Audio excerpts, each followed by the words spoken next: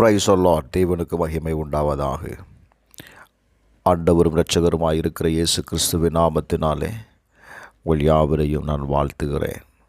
இந்த நாளுக்கான தேவனுடைய வார்த்தை ஆமோஸ் 5வது அதிகாரம் 15வது வசனம். நீங்கள் தீமையை வெறுத்து நன்மையை விரும்பி ஒளிமுக வாசலிலே நியாயத்தை நிலைப்படுத்துங்கள்.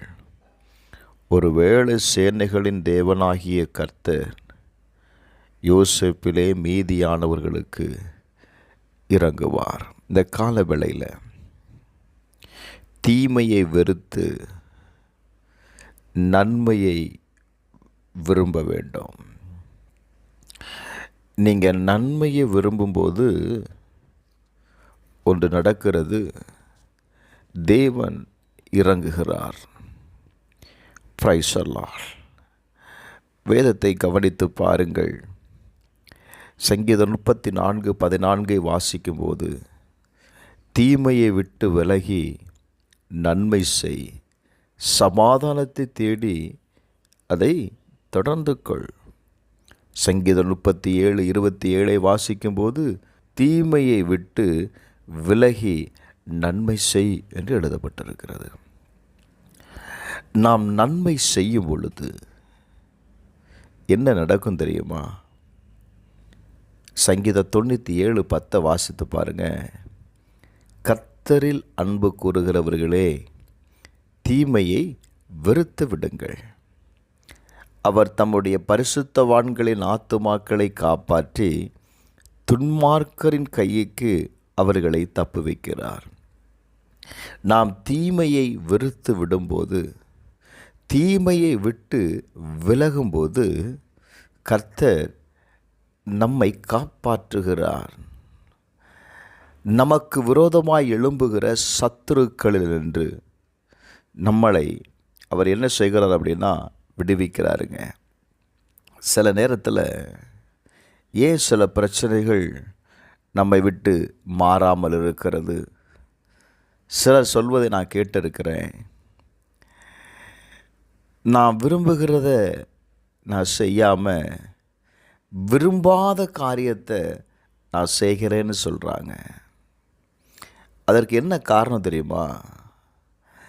அவர்களுக்குள்ள நன்மை இல்லாததுனால தீமை ஆட்கொண்டிருக்கிறது. Praise the Lord. அவங்களுக்குள் இருக்கிற அந்த பிரமாணம் நன்மையை செய்யக்கூடாதபடிக்கு அவர்களை என்ன செய்கிறது அப்படின்னா, நம்ம ஏன் செய்யணும் அப்படிங்கிற எண்ணத்தை அவர்களுக்கு கொடுத்து அவர்களுக்கு வரவேண்டிய ஆசீர்வாதத்தை தடை பண்ணுகிறது. என கண்பாண்டவர்களே, அப்போ உங்களுக்குள் இருக்கிற பிரமாணம் என்ன? ரோமர் 12:6 சொல்லுகிறது, உங்கள் அன்பு மாயமற்றதாயிருப்பதாக. தீமையை வெறுத்து நன்மையை பற்றி கொண்டிருங்கள். நீங்கள் நன்மையை மட்டும் சிந்திக்கிறவர்களாய், நன்மையை செய்யக்கூடியவர்களாய் நீங்கள் இருக்கும்போது சில சத்துருடைய போராட்டங்களுக்கு நீங்கள் விலக்கி காத்து கொள்ளப்படுகிறீங்க. நல்ல கவனிங்க.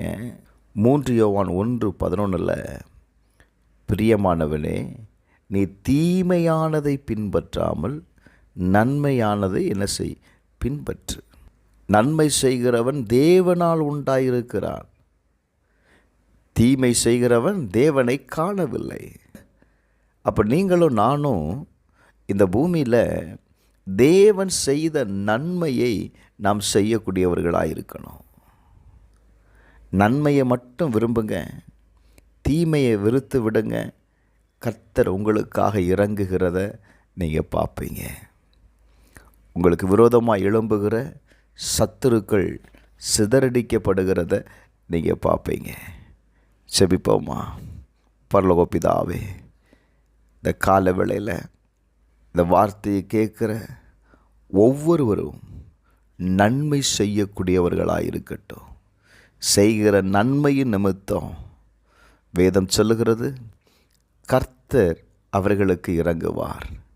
கர்த்தர் இறங்கும் பொழுது அவர்களுக்கு விரோதமாய் எழும்புகிற சத்துருக்கள் சிதறடிக்கப்படுவார்கள். அப்படியே செய்யுங்கப்பா. இயேசுவின் நாமத்தினால தீமையை வெறுத்து நன்மை செய்யக்கூடியவர்களாய் வாழ எங்களுக்கு உதவி செய்யும். இயேசுவின் நாமத்தில் பிதாவே, ஆமென்.